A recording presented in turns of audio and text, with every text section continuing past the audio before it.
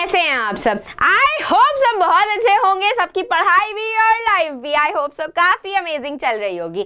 मैं हूं आपकी अपनी Khushboo ma'am, biology educator at Rank Plus, और आज मेरे प्यारे सारे बच्चों के लिए मैं ये सेशन लेकर के आई हूं जिसमें हम पढ़ने वाले हैं, और सॉरी ऑलरेडी रिवील हो गया, बट हम देखने वाले हैं ऐसी चीजें जो आपको डेफिनेटली आपके फाइनल एग्जाम्स में हेल्प करने वाली हैं कि आपको अपने बायो के आंसर स्पेशली लिखने कैसे। Exactly, you heard it right, लिखने कैसे हैं, और यही लिखने की स्किल्स के साथ आपके मार्क्स डेफिनेटली अच्छे आ सकते हैं। ठीक है, तो मेक श्योर जरूर करना कि आप स्टार्ट से लेकर एंड तक पूरे सेशन को देखो। मैक्स टू मैक्स 10 मिनट में सेशन खत्म हो जाएगा, आपका 10 मिनट कहीं नहीं जाने वाला है। ध्यान से सुनना हर एक पॉइंटर को जो आपको डेफिनेटली हेल्प करेगा। ठीक है, चलो तो लेट्स गेट स्टार्टेड कि भाई ऐसा क्या बताने वाली है मैम। तो देखो बच्चों, सबसे पहली चीज बच्चों को ये लगता है कि मैम आंसर लिखना कैसे है, हम तो रट नहीं पाते हैं। बेटा रटने की जरूरत नहीं होती है। आपको अगर साइंटिफिक टर्म्स पता है कि माइटोकॉन्ड्रिया क्या होता है, प्लास्टिड क्या होता है, वेसिकल्स का मीनिंग क्या है, सिस्टरने का मीनिंग क्या है, एटीपी का मीनिंग क्या है, इन सब के मीनिंग आपको पता है तो बहुत अच्छी बात है।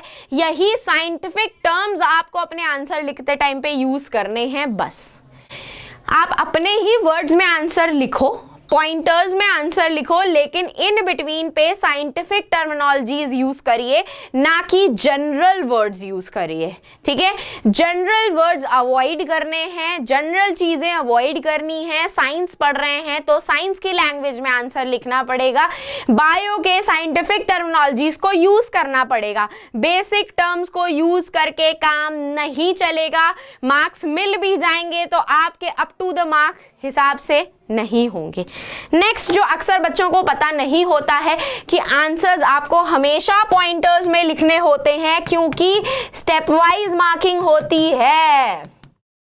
आपके टीचर्स हमेशा आपको बोलते हैं कि आपको answer step wise marking steps में लिखने हैं, पॉइंटर्स में लिखने हैं। क्यों? क्योंकि ये पॉइंटर्स से ABCD जो पॉइंटर्स होते हैं, इससे आपको स्टेप वाइज मार्किंग्स मिलती हैं और ये आपको हेल्प करती हैं क्या, एक्स्ट्रा मार्क्स लेकर के आने में। अब भाई अगर सपोज करो 2 मार्क्स का क्वेश्चन है, आपने 2 पॉइंट्स लिखे, तो वो दोनों पॉइंट्स के आपको 1-1 मार्क्स अलॉट होते हैं। उसी तरीके से 3 मार्क्स का क्वेश्चन है तो आपको वो 3 पॉइंटर्स जो आप लिखोगे तो 1-1 मार्क्स आपको अलॉट होता है उन पूरे का, और उसके आपको मार्क्स मिलते हैं। तो इसीलिए आपके सारे टीचर्स आपको बोलते हैं कि आपको बायो के और SST के आंसर्स जो हैं मेनली पॉइंटर्स में लिखने हैं, क्योंकि उस हर एक पॉइंटर का आपको स्टेप वाइज मार्क्स मिलता है।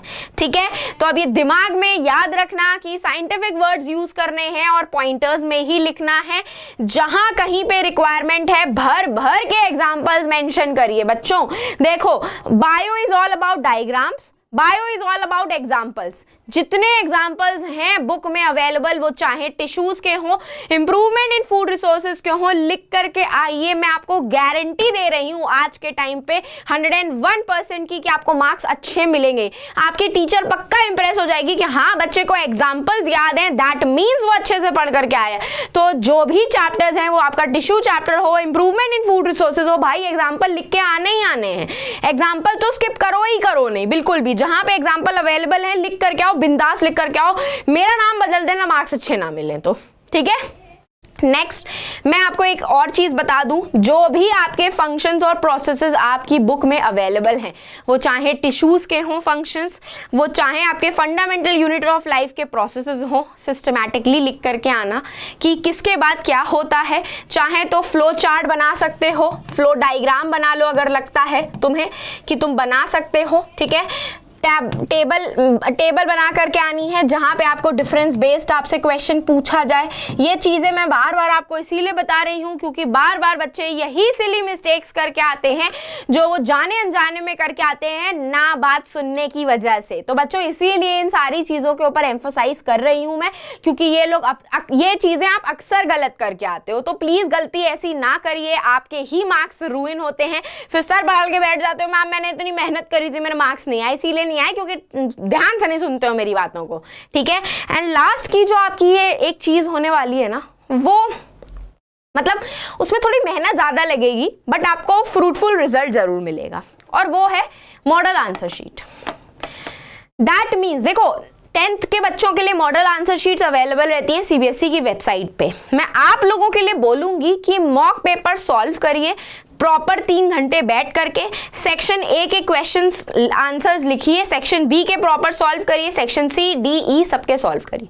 उसके बाद जाइए वो नोटबुक लेकर के और अपनी टीचर को दिखाइए, ट्यूशन टीचर को दिमाग खा जाइए भाई उनका कि मैम मुझे बताओ कि अब मैंने ये जो आंसर्स लिखे हैं इसमें क्या गलतियां हैं, मुझे देख करके बताइए। पैसे दे रहे हो, फ्री में नहीं पढ़ रहे हो भाई वहाँ पे, यहाँ तो फ्री में पढ़ रहे हो, कोई दिक्कत नहीं है, फिर भी मैं आपकी प्रॉब्लम सॉल्व कर रही हूँ। वहाँ तो फ्री में नहीं पढ़ रहे हो भाई, वहां तो पैसे दे करके पढ़ रहे हो, तो यूटिलाइज करो, जाओ दिमाग खाओ उनका जा करके कि मैम मैंने ये पूरा आंसर इस तरीके से पूरी आंसर शीट की तरीके लिखा हुआ है, मेरे को चेक करके बताओ कि क्या गड़बड़ की है मैंने, क्या गलतियां हैं। रिव्यू करो उन गलतियों को, उन्हीं गलतियों से तुम्हें समझ में आएगा कि तुम्हें आंसर्स कैसे लिखने होते हैं। यही छोटे छोटे पॉइंटर्स होते हैं जो बच्चे ध्यान नहीं देते हैं, जो आज मैं आपको बता रही हूँ। तो इतना ज्ञान देने के बाद अगर आपकी खोपड़ी नहीं खुली है तो मैं कुछ कह नहीं सकती हूँ, बट इट्स ओके। देखो साइंटिफिक टर्म्स यूज करने हैं, पॉइंटर्स में लिखने हैं आंसर्स, एग्जांपल्स लिख करके आओ, फ्लो चार्ट बना करके आओ, डायग्राम बना करके आओ और खुद के आंसर शीट को प्रैक्टिस करो। Practice practice practice, nothing else you have to do. ये 3P को फॉलो कर लो, फोड़ करके आओगे एग्जाम में, पक्का है मेरा, ठीक है।